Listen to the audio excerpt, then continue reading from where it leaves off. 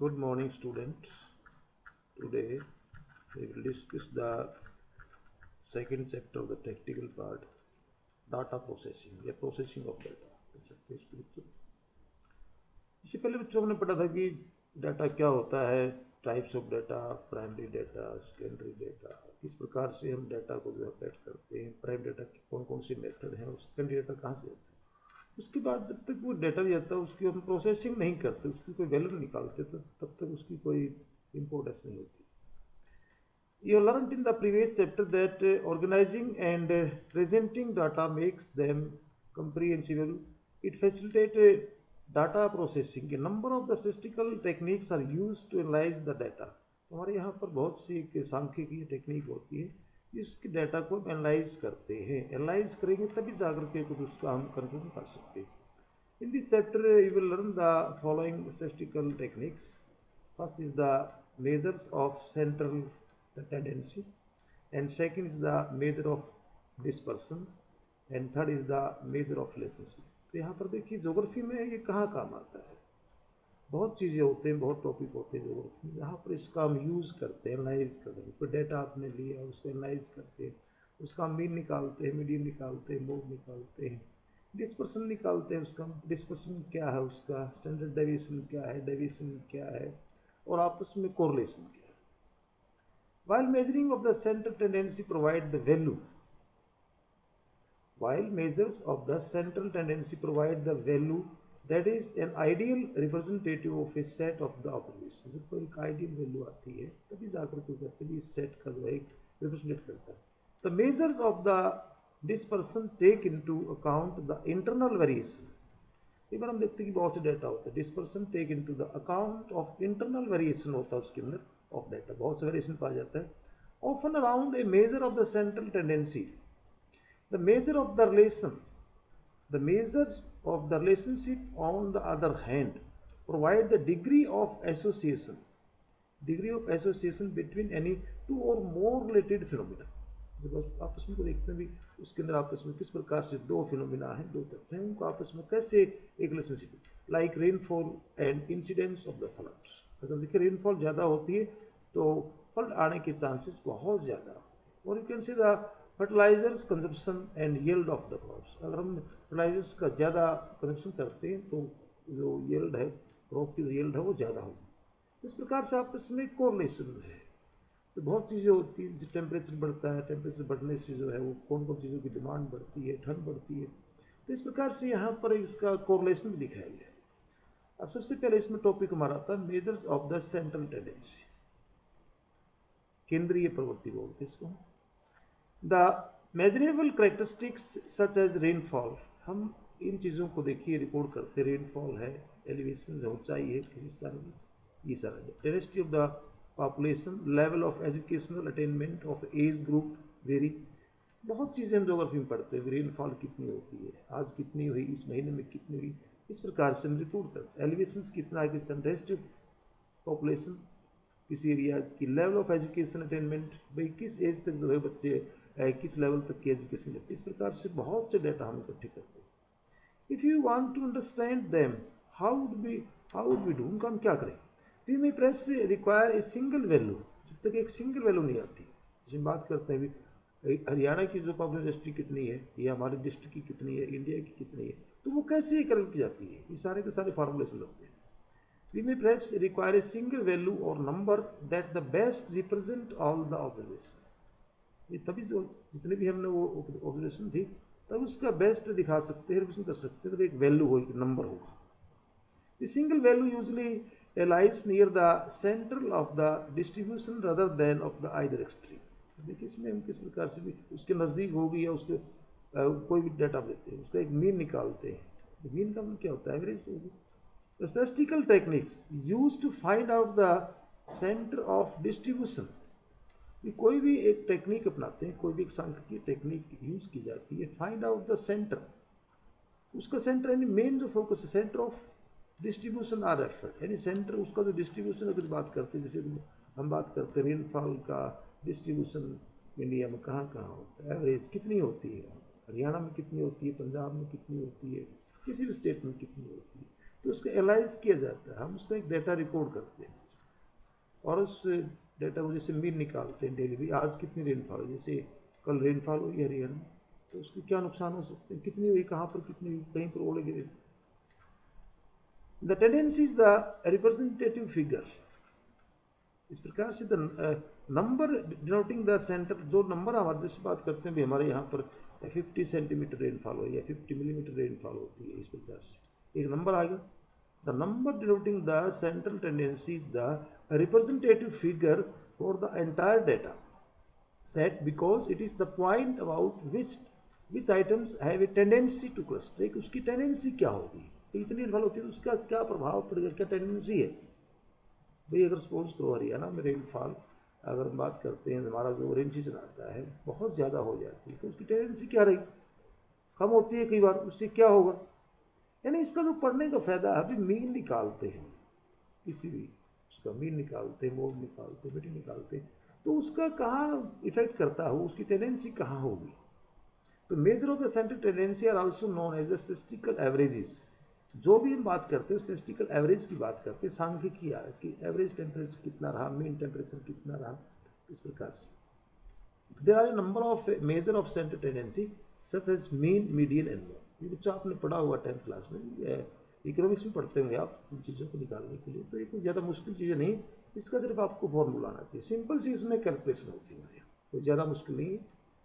The mean, तो mean is the value which is derived by the summing all of the values. तो हम पूरी जितनी value होती है उनको हम जोड़ देते हैं and dividing it by the number of observation, और जितनी भी ऑब्जर्वेशन होती है, जैसे बात करते हैं सपोज करें आप भाई एवरेज टेम्परेचर निकालना, और डेली का टेम्परेचर निकालेंगे, डेली का मैक्सिमम मिनिमम होता है, उसका मीन निकाल देते हैं, पूरे महीने का 30 दिन का, उसको ऐड करेंगे और 30 से उसको डिवाइड करते हैं, एक सिंपल सा फार्मूला है, मीन आ जाता है उसको। उसके बाद हम बात करते हैं मीडियन। मीडियन क्या होता है, median is the value of the rank, उसकी rank value, rank which divide the arrange series into the two equal numbers. जैसे कोई 20 की वैल्यू जो उसको दो भागों में बांट सकती है। Median is the value of the rank which divide the arranged series into the two equal number. It is independent of the actual value. See, अलग होगा। Arranging the data in the ascending or descending order, then finding the value of the middle rank. जो middle rank में आएगा, number is the most significant in calculating the median. ये होगा। जो उसको दो 20 में कोई नंबर आता है उसको दो भागों में बांट सकता है, उसको बोलते हैं मीडियन। अरेंज करते हैं डेटा को, तो आप असेंडिंग ऑर्डर में करें या डिसेंडिंग ऑर्डर में करें, कैसे भी करें आप, तो लेकिन जो बीच की वैल्यू आएगी, जो रैंक है value, the rank we divide the arrange series into the two equal numbers, it is independent of the actual value, arranging the data in ascending और descending order and then finding the value of the middle ranking number is the most significant in calculating the median. In case of the even number, कई बार even number आ जाते हैं, of the average of the two middle number रहेंगे, दो उसके जो बीच के दो number ले जाते हैं, मान लीजिए एवरेज इवन नंबर आएगा तो बीच के दोनों को फिर हम ऐड कर देते हैं, तो middle ranking values will be the median, उनकी एवरेज निकाल देते हैं तो फिर वो उसकी median value. Next is the mode. Mode is the maximum occurrence. भी मोड क्या होता है, जो एक कोई फ्रीक्वेंसी उसमें मैक्सिमम नंबर की, mode is the maximum occurrence of the frequency at a particular point of value. You may notice that each of the one of these measures is a different method of the determining a single representative number suited to the different types of the data sets. भाई कोई भी number है वो कितनी बार, कितनी अधिकतम बार आता है, वो उसको बोलते हैं मोड। इस प्रकार से ये होगा, आपका तीनों मेरे ख्याल में क्लियर होगा, ये आपने पढ़ा होगा 9th-10th में भी आपके मैथमेटिक्स में। तो हम बात करते हैं यहाँ पर सबसे पहले mean. Mean is the simple arithmetic average of the different values of a variable for ungrouped and the grouped data. The method for the calculating mean are necessarily different. Mean can be calculated by the direct or indirect method. देखिए यहाँ पर mean को हम जो calculate करते हैं, दो इसकी मेथड है, डायरेक्ट मेथड और both group and ungroup data. Group data होता है, अनग्रुप डेटा होता है। तो computing the mean from the ungroup data, पहले हम बात करते हैं अनग्रुप डेटा से किस प्रकार से हम मीन को जो है वो कैलकुलेट करते हैं। तो this is the direct method. While calculating mean from ungroup data using the direct method, the value of each observation are added and total number of the occurrences are divided by the sum of all observations. बहुत ही simple. The mean is calculated using the following formula. ये किसका formula होता है? इसको बोलते हैं x बार होता है, समेशन का निशान होता है, सिग्मा बोलते हैं, सिग्मा x और y. फिर ये देखिए इसमें मीन हो गई, मीन निकालते थे, और ये होगा सम ऑफ द सीरीज, ये इसका निशान होता है, और इसमें x का होता है रा score in the series of the measures. देखिए कैपिटल का ऐसे इसके ऊपर बार का निशान है, इसको बोलते हैं मीन, और इस प्रकार से इसका फार्मूला होगा समेशन x और मेजर. तो ये इसकी कुछ नंबर ऑफ सीरीज, n का मतलब है कितने मेजर. तो यहाँ पर एक डाटा दिया गया है और सिंपल सा district in the normal rainfall Malwa plate, Malwa data ही, इसमें ये डिस्ट्रिक्ट दिए गए इंदौर, देवास, धार, रतलाम, उज्जैन, ये सारे मध्य प्रदेश के साथ. तो देखिए डायरेक्ट मेथड में ये इसकी रेनफॉल है, normal rainfall in the millimetres में होती है. देखिए तो इसका डायरेक्ट मेथड है, ये इसका इनडायरेक्ट मेथड है, देख सकते हैं. तो इसको ऐड कर दिया हमने, देखिए यहाँ पर ये एन डी, और इस प्रकार से calculate the mean rainfall for the Malwa plateau in Madhya Pradesh from the rainfall of the district of the regions. इस प्रकार से इसको हमने ऐड कर दिया और इसे डिवाइड कर दिया, तो एवरेज रेनफॉल ये आ जाती है. उसके बाद इसका इनडायरेक्ट मेथड है, where the 800 is the assumed mean. 800 यहाँ पर देखिए इसमें एज्यूम्ड मान लिया गया है, एज्यूम्ड माना गया इसमें यहाँ पर ये 800 डी, यानी ये देखिए फॉर्मूला इसका x जो है डायरेक्ट मेथड है, ये d is equal to x minus 800. तो इसमें एवरेज एज्यूम मान लेते हैं, मान के चलते हैं. तो इसको फिर इस वैल्यू में से 979 में से जो 800 आपने माइनस कर दिया, इस प्रकार से x माइनस ये देखिए d का मतलब है x माइनस जो एज्यूम्ड मीन है उसमें से ये आ गया आपको, और इस प्रकार से ये आ जाता है. इसमें थोड़ी कैलकुलेशन सिंपल हो जाती है, देख सकते हैं आप. तो यहाँ पर देखिए बच्चों, the mean for the data is given table 2.1 is the complete. ये देखिए 648 डिवाइड बाई 7 ये आ जाता है. It could be noted from the computation of the mean that the raw rainfall data have been added directly and sum is divided by the number of the observation that the district therefore is known as the direct method. तो एक simple सा method direct method है. उसके बाद हमने बात की जैसे इनडायरेक्ट मेथड. फिर large number of the observation, कई बार ऑब्जर्वेशन बहुत लंबी होती है, तो उसमें इस प्रकार से ऐड करना उसमें मिस्टेक हो जाती है. तो इसमें हमने कैलकुलेशन को ईजी बनाने के लिए indirect method, the indirect method is normally use to the compute the mean. It helps in reducing the value of the observations to smaller number by the subtracting a constant value from them. For example, यहाँ पर as shown in the table 2.0, rainfall value is lie between the 800 and the 1100 millimetre के बीच के रहते हैं. Maximum कितना, minimum कितना, बीच के रहते हैं. We can reduce these values by the selecting assumed mean. देखिए assumed बोलते इसको, and subtract the chosen number from the each value. उसमें से इसको माइनस कर देते हैं. तो दिखा रहा आपको. In the present case, we have taken 800 as assumed mean.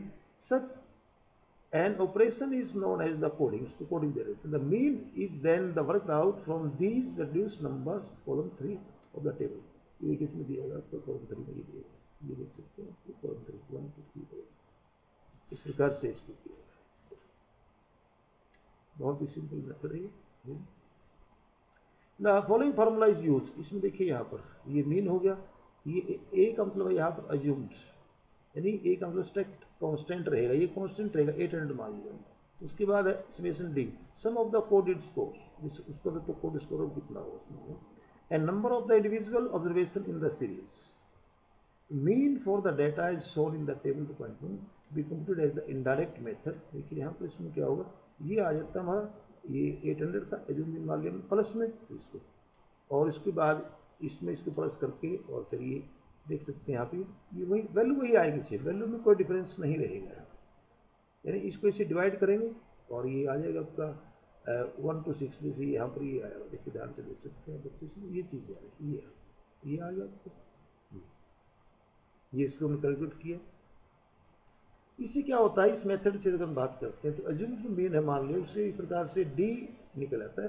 तो डी का मतलब X minus assume value X minus A. तो यहाँ पर देखिए ये जो वैल्यू है छोटी हो जाती है, और इसको कैलकुलेट करना, ऐड करना सिंपल हो जाता है. इसका ये आ गया, इसका ये दोनों बहुत डिफरेंस है.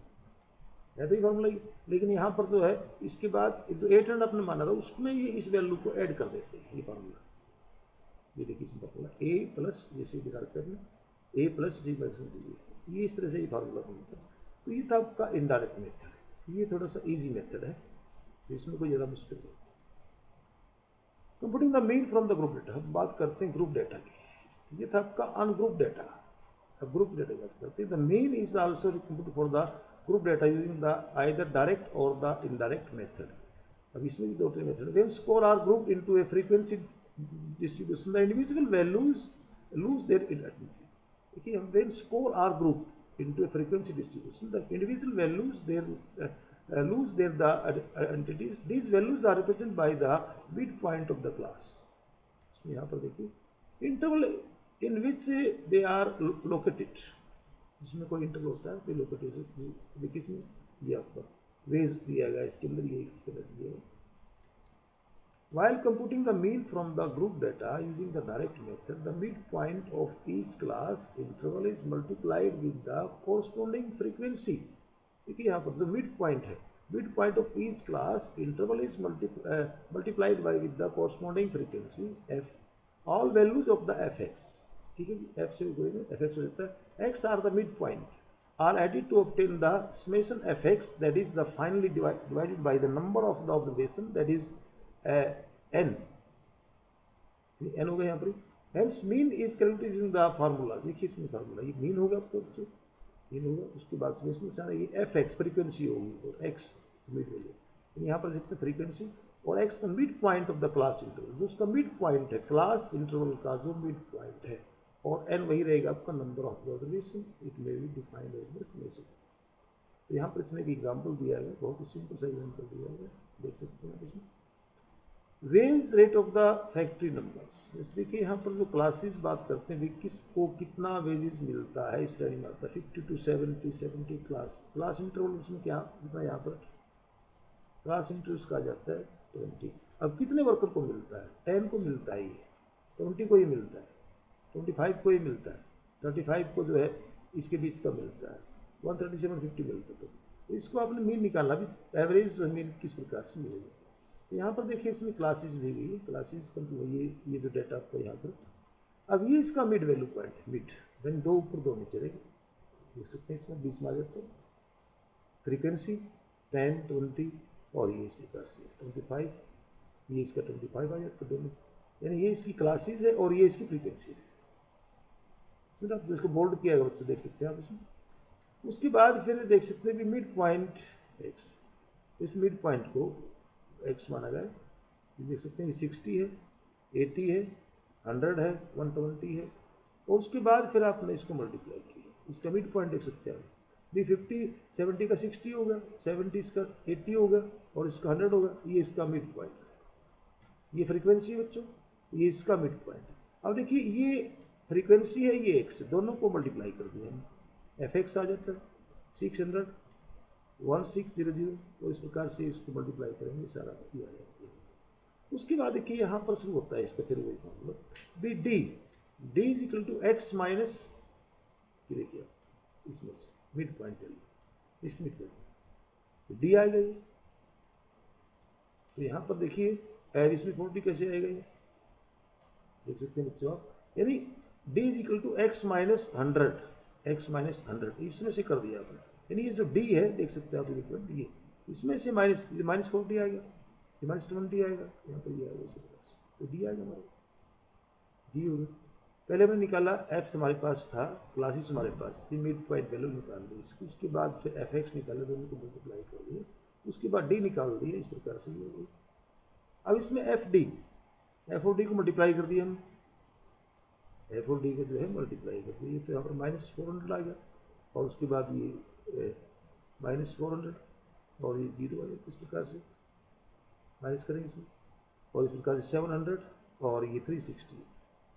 उसके बाद इसमें u is equal to X minus 100 और बाई 20, देखिए u यहाँ पर दिया गया x माइनस 100, एक्स के बाद 100 करेंगे और डिवाइड बाई 2, तो 2 आ जाता है, ये 1 आ जाता है, और इस प्रकार से ये। उसके बाद फिर एफ यू, ये एफ यू इसको मल्टीप्लाई कर देंगे, एफ कहाँ पर है एफ हमारा ये था यहाँ पर, ये एफ, ये देखिए एफ है आपका, और फिर ये आ गया आपका यू एफ यू। इसमें से इसको 10 20 होगा, -20 -20 इसमें कैसे। तो ये जिस प्रकार से दिए गए इसमें दिखाया गया एफ डी कैसे आएगा और डी कैसे आएगा, एफ एक्स कैसे आएगा। तो इस प्रकार से टोटल को कर, इसको 99 आ जाता है बच्चों, और ये इसका आ गया आपका सिग्मा एफ एक्स जो है 160। उसके बाद एफ डी आ जाता है आपको, और ये इसकी एफ ई 13 आ जाता है। इन दोनों को ये 40 होगा, और ये देखिए दोनों को बात करते हैं तो इसमें अलग अलग एफ ई 13 आ जाता है, यानी 53 माइनस में 40। Where then is the summation effect 99. The table 2.3 provides the procedure for calculating the mean for group data in the given frequency distribution. 99 workers have been grouped into the 5 class of the wages rates. The midpoint of these groups are the listed in the third column. To find the mean, each midpoint has been multiplied by the frequency f and the sum summation fx divided by the n. इस प्रकार से ये simple सा formula है, तो इसमें कोई ज़्यादा ख्याल से लगे। द मीन में भी under using the given formula, इसके द्वारा भी ये देखिए मीन जो है वो समेशन एफ एक्स और एन, इस प्रकार से भी कर सकते हैं सिंपल फार्मूला। इसके बाद हम बात करते हैं इनडायरेक्ट मेथड की। The following formula can be use for the indirect method the group data. The principle of this formula are the similar to that of the indirect method given for the group data. It is expressed as under ये the mean is equal to ये formula assumed mean है plus minus और summation F D हो गया। ए यहाँ पर देखिए mid point of the assumed mean, assumed mean group in the table 2.3 is the 93, mid point में 100 हो गई मिड पॉइंट। इसको फ्रीक्वेंसी देख सकते हैं आप, एफ का मतलब फ्रीक्वेंसी, डी का मतलब deviation from the assumed mean group, यानी वहाँ से कितना डेविएशन हो रहा है। डेविएशन होता है किसको, कितनी जो है वो डिवाइड करता है वहाँ से। Deviation from the assumed mean group A, number of the cases और the summation. Interval width in the case, interval कितना है इसका, it is 20। From table 2.3 the following steps involve in the computing mean using the direct method be deduced. The mean has assumes in the group of the 90 to 110. It is preferably assumes from the class as near the middle of the series as possible. The procedure minimize the magnitudes of the computation. The table 2.3, a assumed mean is the 100 is the midpoint of the class 90 to 110. The midpoint is there.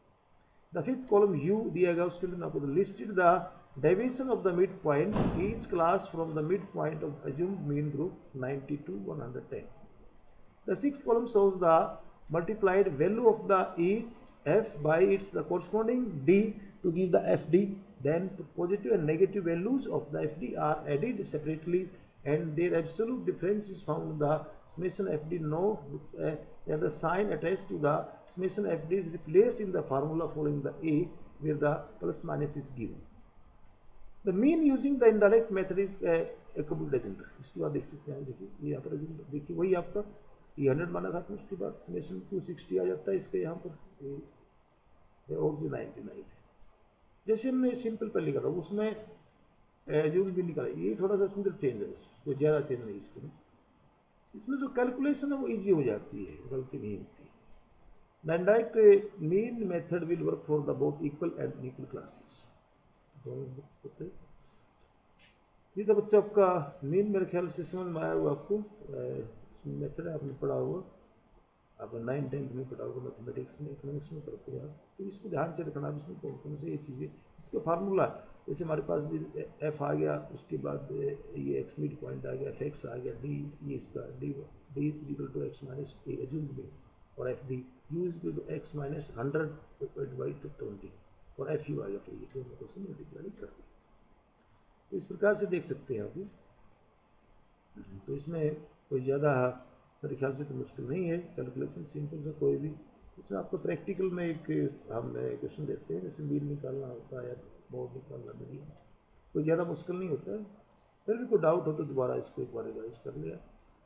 Median is the positional average. अब देखिए median की बात करते हैं यहाँ पर। It may be defined as the point in the point in a distribution with an equal number of the cases on each side of it. The median is expressed using symbol n. Computing the median for the ungrouped data. When the scores are ungrouped, these are arranged in ascending or descending order. Median can be found by locating the central observation or value in the arranged series. The center value may be located from the either or end of the series arranged in the ascending or descending order. The following equation is used to the equation value. जो number उसका होता है n+1, ये देखिए इसका, और divide by 2 तो उसके टर्म इन द आइटम्स. अब इसमें यहाँ पर एक सिंपल से फार्मूला लगे, एक एग्जांपल दिया गया. Calculate the median height of the mountain peak in the parts of the Himalayan region. उसमें देखिए हम देखते हैं ये बहुत सी हमारी माउंटेन पीक है, इसकी जो हाइट है वो 8126 है, एक की 8611 है. इस प्रकार से गिवन दिया, कोई भी डेटा दिया था.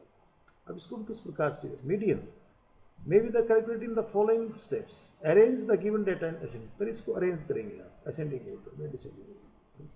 Apply the formula for the locating the centre value in the series. Centre value क्या आती है, तो देखिए टोटल इसमें कितनी 1 2 3 4 5 7 दिए गए. तो वैल्यू कितनी है, n नंबर, n का मतलब यहाँ पर नंबर ऑफ n+1 यानी 7 + 1 डिवाइड बाई 2. तो ये देखिए इसको डिवाइड करते 4 था. तो फोर्थ आइटम जो इसमें होगा वो अरेंज करता भी दोनों का, ये फोर्थ ये आ गया इसके अंदर. अगर इस प्रकार से देखते तो फोर्थ आइटम ये है इसकी. ओके, अरेंजमेंट करने का डेटा के बाद फोर्थ नंबर ये आ गया इसका, देख सकते हैं अभी. इस प्रकार से यहाँ पर m जो होगा वो मीडियन क्या होगा 8172. Computing the mean the group data. अगर ग्रुप डेटा की बात करते हैं तो उसका फार्मूला अलग आ जाता है, सिंपल था इसमें.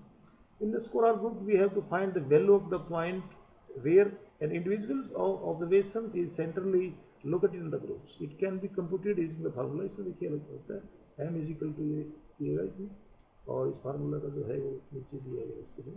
यहाँ पर देखिए m जो है वो median for the group data. l का मतलब है lower limit of the median class, जैसे 10 to 20 तो लोअर ऑप्शन की क्लास.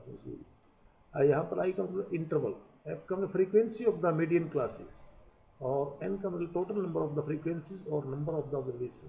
कॉम्युलेटिव फ्रीक्वेंसी होता है जो ऐड करते जाते हैं, जैसे 1 है तो उसको 3 हो जाए. तो इसमें cumulative frequency of the pre median class. तो यहाँ पर देखिए एग्जाम्पल दिया गया इसमें यहाँ पर दिया गया ये क्लास दिए गए 50 to 60. तो इसमें देखिए 50 इसका लोअर क्लास है, इस प्रकार से देख सकते हैं. दिएगा इसमें 3 7 11 ये डेटा दिया गया, इसको हम कंप्यूट करते हैं. तो इस प्रकार से अरेंज करेंगे इसको, फ्रीक्वेंसी इसकी यहाँ पर लिख दूँ. और देखिए जो मीडियन ग्रुप है उसका ये आ जाता है, दोनों के बीच में आता है 80 to 90, और ये इसकी फ्रीक्वेंसी है 60 इसकी फ्रीक्वेंसी है. और इसका जो कुमुलेटिव फ्रीक्वेंसी देखते हैं, इसको ऐड कर दिया, पहले 3 है उसको 3 और 7 को जोड़ दिया 10 आ जाता है. उसके बाद फिर ऐड कर दिया इसमें 21 आ गया, फिर इसको ऐड कर देते हैं तो 37 आ जाता है. इसको ऐड करते जाइए, यहाँ पर 50 आ जाता है, तो इसका नंबर होगा 50, और m = 10 और 2 देख सकते हैं अभी 50 divide by 2 25 minute the class, ये आ जाता है इसकी 25. देखिए median is computed in the step given below. यहाँ पर स्टेप वाइज दिएगा. The frequency table is set up that, ये टेबल दिए उसके अनुसार है. Cumulative frequency are obtained by the adding the each normal frequency of the successive interval group. जो उससे आगे आता है उसको ऐड कर जाते हैं, as given in the column 3 of the table 2.3. Median number is obtained by the n or 2, that is the 50 आ जाता है इसका, और 25 is the case as shown in the column 4. तो column 4 में दिखाया गया है, इसमें यहाँ पर देखिए 25 दिखाया गया column 4 में. Median number is obtained in the case is shown in the column 4 and table 2.4. Count into the cumulative frequency distribution f from the top towards bottom until the value next greater than the n over 2 is reached. In this example, the n by 2 is 25, which falls in the class interval of the. कहाँ पड़ेगी class interval कहाँ पड़ेगी 40 to 44 with the cumulative frequency.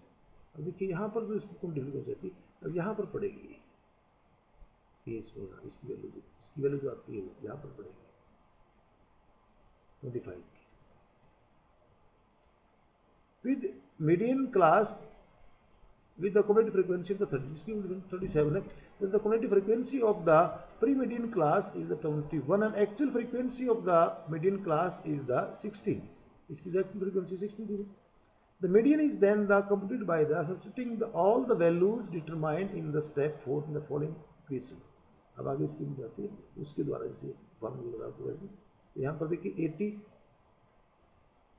था interval इसका जो है वो lower उसकी जो 80 आ गई। ये लोअर क्लास देखते हैं, उसमें मैं बताता हूँ लोअर क्लास इसीलिए इसकी 80 है लोअर क्लास, यहाँ पर इसका फॉर्मूला 80 है।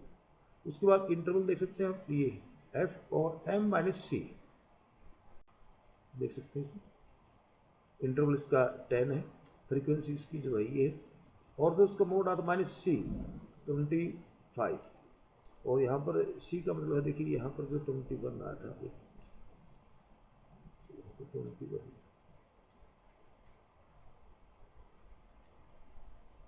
यहाँ पर आपने दिखा था 21 any which is fall in the class into 40 to 44 which cumulative frequency 37, thus the cumulative frequency of the pre-median class, उससे pre-median class की जो है 21 होगा।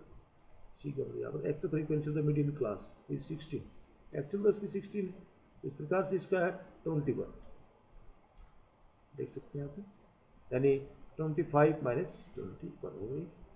और इस प्रकार से इसमें देखिए कैलकुलेशन सिंपल हो जाती है, अभी सिंपल होगी, ये 5 होगा, यहाँ पर ये 8 होगा और ये 4 होगा, यानी 80 प्लस इस प्रकार से आगे इसको करेंगे कैलकुलेट तो ये 2 हो जाता है, 8 प्लस 5 इसको ऐड करेंगे तो 82.5।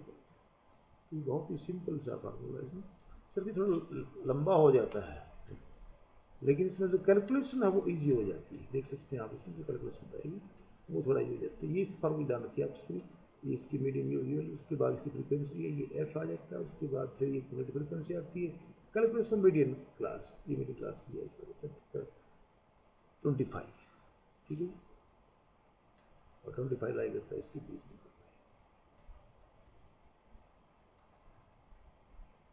तो उसके बाद हम बात करते हैं मोड, ये था median mode. The value that occurs most frequently in distribution is referred as to mode. It is symbolized as Z over the M0. Mode is the measures the less widely and compared to mean and median that can be more than one type mode of the in a given data set. Computing the mode in the group data. While the computing mode from the given data sets, all the measures are the first arranged in ascending or descending order. It helps in the identify the most frequently occurring measure easily. तो देखिए यहाँ पर जो mode है भाई कितनी बार देगा, कितनी बार the calculate mode of following test score in the geography for the 10th student भी, तो इसमें 61 जो है कई बार है, इस प्रकार से ये देखिए 61 जो है वो 3 टाइम का है। The measure 61 occurring 3 times in the series the mode, यानी जो फ्रीक्वेंसी ज़्यादा बार आती हो in the given data set as no other number is in the similar way in the data set, it possesses the properties being the unimodal. तो यहाँ पर इसको एक फार्मूला दिया गया calculate the mode is the difference simple the 10 students. अब इसमें देखिए दोबारा इसको अरेंज किया इसमें, ये 11 जो है वो कितनी बार 3 बार। It can easily be observe that the major of the 11 and 82 भी 3 बार आया, both are the occurring 3 times in the distribution. The data set therefore is a bimodal, उसमें 2 आ गए, 2 चीज़ों की 3 बार। इन parentheses if 3 value have equal and highest frequency, the series is the trimodal, इसमें कई बार 3 भी आ जाती है। Similar is a recurrence of the many measures in the series make it the multimodal आता है। However, when there is no measure being repeated in the series, it is designed as a without modes। तो इसमें यहाँ पर comparison कर सकते हैं mean mode का। The 3 measures of the center tendency could easily be compared with the help of the normal distribution curve.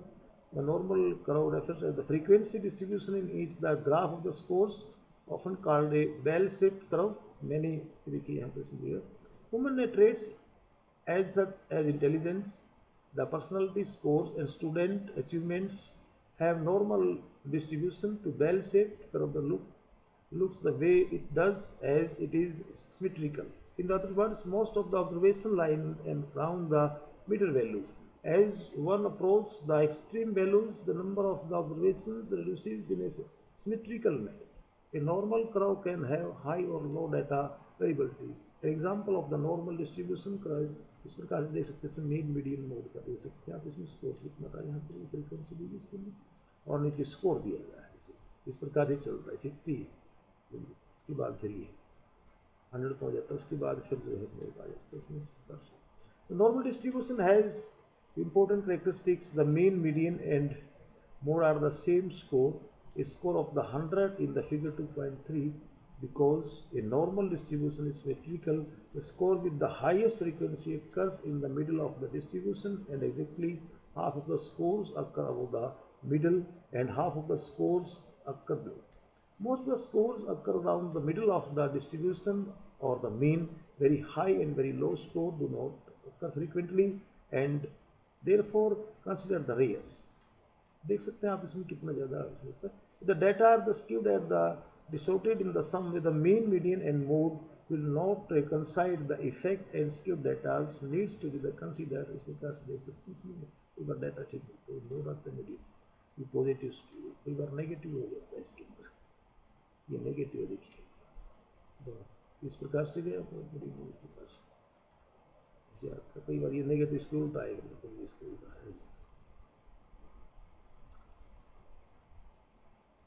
तो यहाँ पर ये होगा आपका मीन, मीडियन, मोड होगा. बच्चों इसको थोड़ा रीड करेंगे आप, और इसको एक मैंने जैसे पहले बताया था, एक प्रैक्टिकल की कॉपी ले लें आप, जिसमें एक साइड में प्लेन होता है, एक साइड में लाइन होती है. तो वहाँ पर इसको ये जितने भी डायग्राम्स हैं इस प्रकार की जो फार्मूले लिखे हुए हैं या जो एग्जाम्पल दे उनको लिखेंगे वहाँ पर एक साइड में इसको लिखें. मेरे पास भी रखे हैं पुरानी में, तो इसमें से आप ये लिख सकते हैं जितना मैंने आपको बताया. तो आज के लिए इतना ही काफ़ी. नेक्स्ट लेक्चर में आपका फिर ये डिस्कशन कराएंगे. आपका डिस्कशन अगर आपके पास बच्चों बुक है तो इसको एक बार रीडिंग कर लें आप.